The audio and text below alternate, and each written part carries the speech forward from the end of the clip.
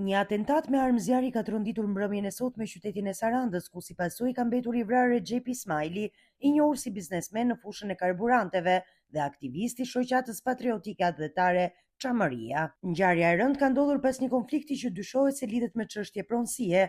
Sipas informacioneve paraprake, njëra prej palëve është paraqitur në karburantin në pronësi të vëdhezërve Ismaili për t'u sqaruar lidhur me konfliktin mes tyre. Debati verbal mes palëve ka degraduar në konflikt fizik, ndërsa situata është përshkallëzuar dhe mëtej kur dyshohet se nga ambientet e lokalit është nxjerrë një armë automatike me qëllim goditjen e personave që kishin shkuar aty. Në këto rrethana, pala tjetër dyshohet se ka hapur zjarr me armë, duke lënë të vrarë Recep Ismailin.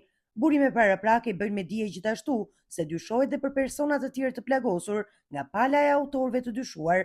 Megjithatë, ende nuk ka një konfirmim zyrtar mbi numrin e tyre dhe gjendjen shëndetësore.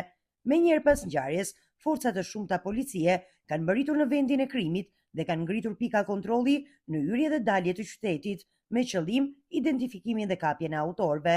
Grupi hetimor po punon për zbardhjen e plotë të rrethanave të ngjarjes, ndërsa deri më tani pistë kryesore e hetimit mbetet konflikti për pronësinë.